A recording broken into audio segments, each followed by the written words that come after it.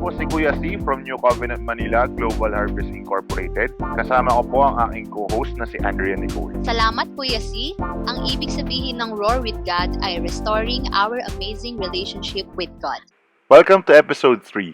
Itutuloy natin ang usapan natin from episode 2. Pastor Edwin, ilang years na po kayo sa ministry? First year pala ako sa Bible School. Nag-intern na ako sa church namin. Hanggang ako nga po yung pupunta doon sa senior pastor namin.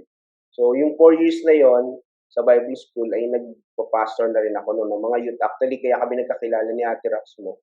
Ako yung youth director ng buong Mindoro, yung tinatawag na OMASI, Mindoro Ministry, Christian Youth Ministry. Ako yung youth director. Tama-tama naman na meron kayo. May event naman yung church namin kasi connected naman ako sa church dito sa Parañaque. Yung church naman namin more on creative arts. So nagtuturo kami sa about worship and creative arts. So parang nagpapa-workshop kami ng mga tambourine, mga mime, mga street dancing. Tapos nandun din si pastor noon. Kaya nga, siguro all in all, kung bibilangin ko, so siguro mga more than 24 years na, magti-25 years na. Praise God, 25 years. Kaya naman, Ate Rax, ilang years na po kayo sa ministry? Nawakan ko yung youth ministry nung church ko, yung community church na connected ako noon. Kung hindi ako nagkakamali, first year college. Mga 20 years na kasi parang 16 years na akong graduate, tapos 4 years yung ano. So mga 20 years na naghahawak ako ng ministry. Actually, nung time na yon, nung nagpakasal na kami ni Pastor Edwin, ang balak talaga namin, ako yung isasama niya sa Mindoro, tapos doon kami magmi-ministry. Kaya yung position ko noon, nag-ano pa nga kami, parang torch, ang tawag doon yung passing of torch, kaming dalawa ni Judah. So si Judah na yung isa sa mga worship leader natin, ang nagtuloy. Yun. So, kaya parang, siguro, nung time, iniisip ko nga nung time na ako, nagli-lead ako ng youth nun, siguro hinahanda rin ako ni Lord para sa ministry na ipapagawa niya kapag nagkasama na kami ni Pastor Edwin. Praise God, purihin ng Panginoon. Napakaganda nung mga preparation na ginagawa ni God para ilagay tayo dun sa right spot. Let's dive deeper sa meaning ng New Covenant Manila Global Harvest Incorporated. Verse natin para sa New Covenant Manila Global Harvest ay matatagpuan natin sa Psalms 105 verse 8. Basahin ko ha. Sabi dito, He remembers His covenant forever, the promise He made for 1,000 generations. Yan. So, ang ganda, no? Ang ganda ng promise natin ng Panginoon na even to 1,000 generations, even sa children's children, and their children's children, I am sure na yung covenant ng Panginoon ay gagawin niya, yung promise niya sa atin ay gagawin niya. Amen?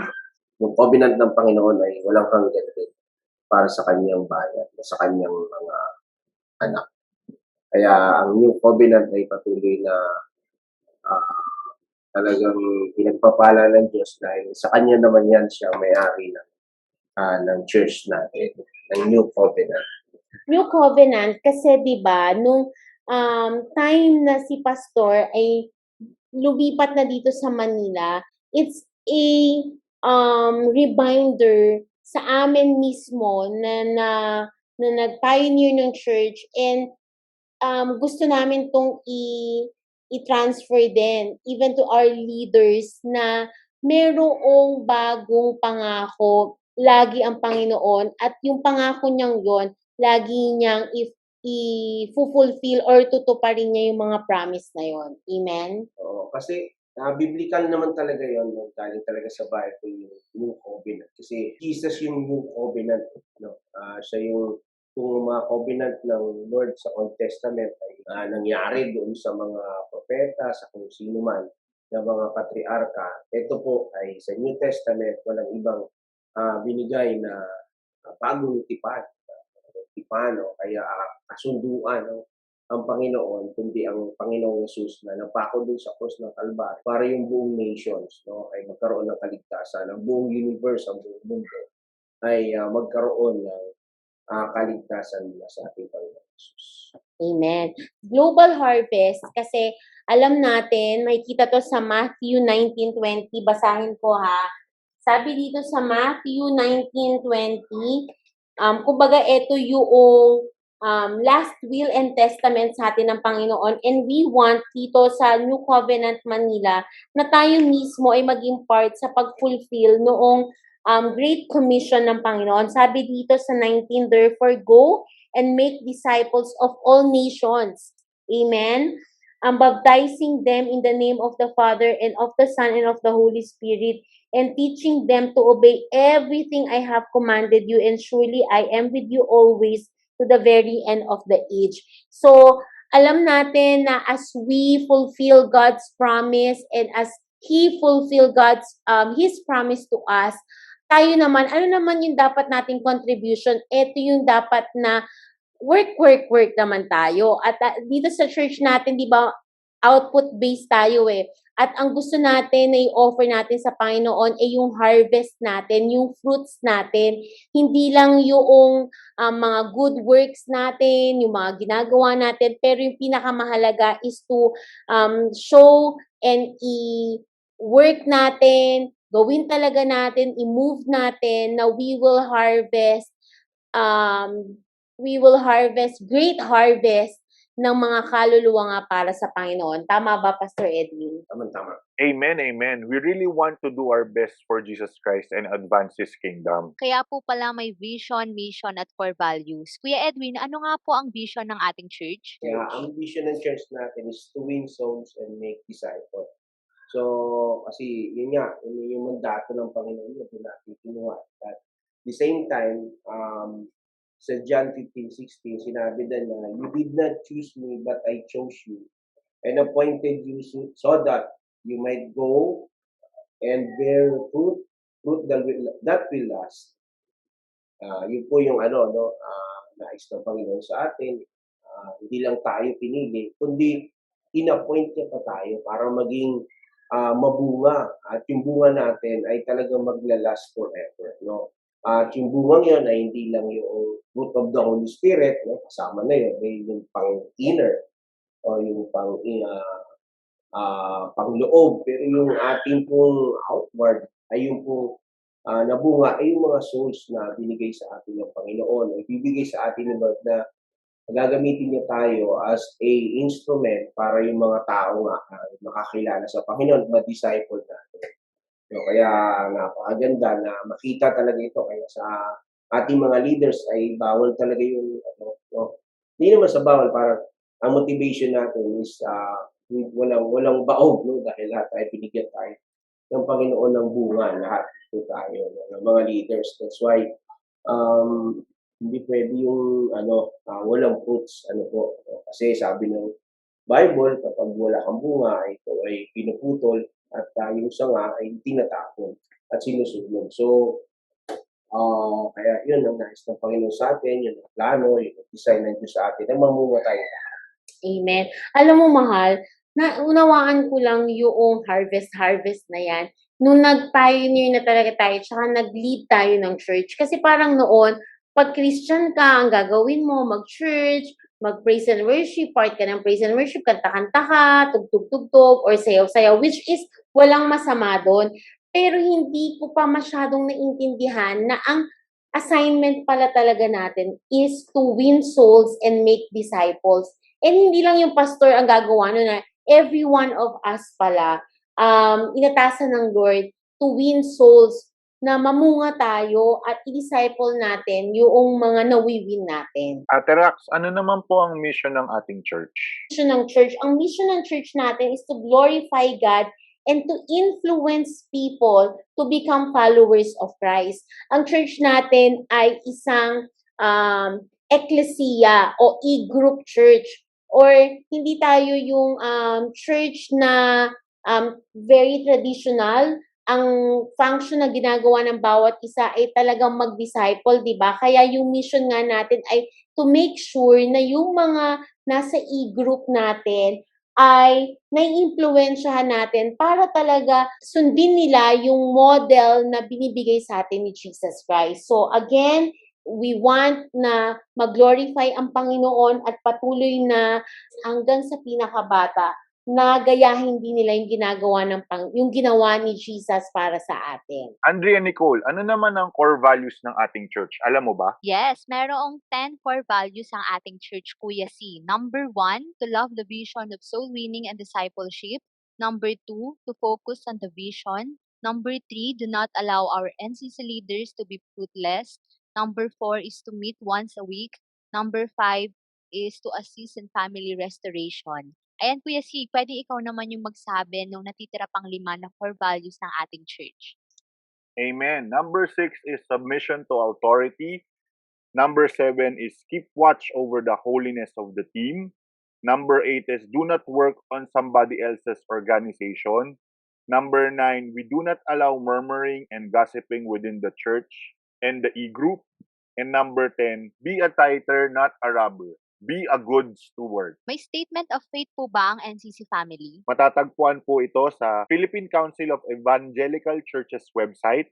Since part po kami ng PCEC, we adopt the same statement of faith. Pag-aralan natin kung ano ang meaning ng covenant. Ayon sa Oxford Languages, covenant means a contract drawn up by deed. A clause in a contract.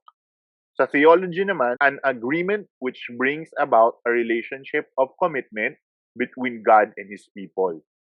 The Jewish faith is based on the biblical covenants made with Abraham, Moses, and David, which was fulfilled by Jesus Christ according to the Christian faith. Can you share some more? Ang covenant sa Old Testament, sa Hebrew word ay beret. At ito ay, ang ibig sabihin nito ay yung pagtitipan ng Diyos sa mga patriarka nga, kagaya ng sinabi ko kanina, ang mukha nila Abraham, Noah, David, na yung mga descendants, yung mga chosen people ng Panginoon ay patuloy na makipag-ugnayan ng Panginoon sa kanila at patuloy na bibigyan niya ito ng proteksyon, pagpapala, at higit sa lahat, yun nga po, no, sa new covenant naman ay meron siyang promise na that God makes with humanity, that He will forgive sin and restore fellowship.